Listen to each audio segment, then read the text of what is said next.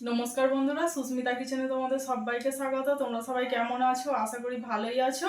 তো আমি আগের ভিডিওই বলেছিলাম যে কাঁচা লঙ্কার রসগোল্লা রেসিপি শেয়ার করব তোমাদের সাথে। তো আজকে সেই রসগোল্লা রেসিপি শেয়ার করতে চলেছি। ভিডিওটি প্রথম থেকে শেষ পর্যন্ত দেখতে থাকো। গোয়ালঘর থেকে গাই ধুয়ে নিয়ে চলে এসেছি। এরপর দুধটা আমি গ্যাসের মধ্যে বসিয়ে দেব, দিয়ে আমি ছানা কাটিয়ে নেব। তো এখানে আমার 250-300 গ্রামের মতো দুধ ছিল। তো এর মধ্যে আমি দিয়ে দিলাম ভিনিগার দিয়ে দুধটাকে ভালো করে ছানা কাটিয়ে নেব। তো ভিনিগার তোমরা চাইলে লেবুর রস বা টক দই দিয়েও ছানাটা কাটাতে পারো। তো এখানে আমি 2 চামচ মতো ভিনিগার দিয়েছি, দিতেই আমার ছানাটা ভালোভাবে কেটে গেছে। দেখেই বোঝা যাচ্ছে যে এখানে জল ছানা আলাদা আলাদা হয়ে গেছে। তো এরপর আমি ছানাটাকে ছেঁকে নেব। ছানাটাকে আমি ছেঁকে নিয়ে আমি ঠান্ডা জলে ভালো করে ছানাটা ধুয়ে নেব। তোমরাও লেবু টক দই যাই দিয়েই ছানাটা কাটাও না কেন, ছানাটা কিন্তু ভালো করে ধুয়ে নেবে ঠান্ডা জলে। এরপর চেপে চেপে পুরো জলটাকে বের করে নিতে হবে, যেন ছানার মধ্যে এতটুকুও জল না থাকে। জল থাকলে মিষ্টিটা ফেটে যাবে, নরম থাকবে আর মিষ্টিগুলো ফেটে যাবে।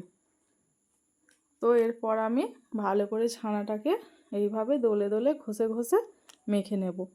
ছানাটা দেখো আমার কত সুন্দর স্মুথ হয়েছে মাখা।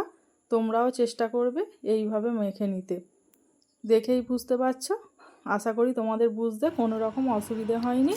তো এরপর এটা যেহেতু কাঁচা লঙ্কা রসগোল্লা হবে, আমি এখানে 3টে কাঁচা লঙ্কা এইভাবে গ্রেট করে দিয়ে দিলাম।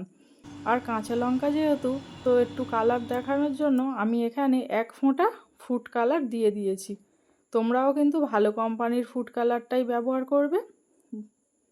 তো এইভাবে আমি ফুড কালারটা দিয়ে ভালো করে এইভাবে গোল গোল করে নিয়ে দেখো এই রকমভাবে গোল করে নিতে হবে।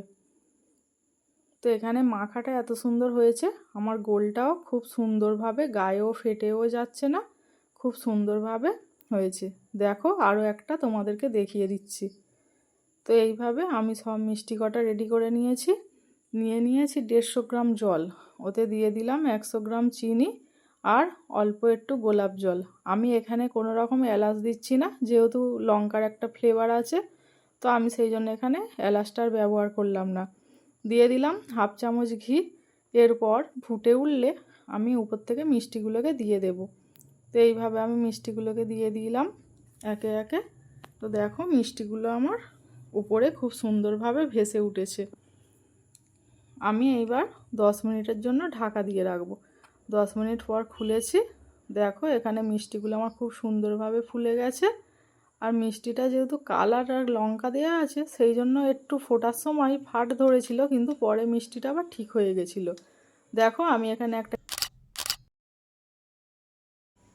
তো এই ছিল আজকের ভিডিওটি যদি ভালো লেগে থাকে তাহলে তোমরা আমাকে একটা লাইক, শেয়ার, কমেন্ট ও সাবস্ক্রাইব করে আমার এই ছোট্ট চ্যানেলটির পাশে থেকো। নিয়ে আসবো আরও পরবর্তী রেসিপি। তো ভিডিওটি এখানেই শেষ করছি। তোমরা সবাই ভালো থেকো, সুস্থ থেকো, আনন্দে থেকো। নমস্কার।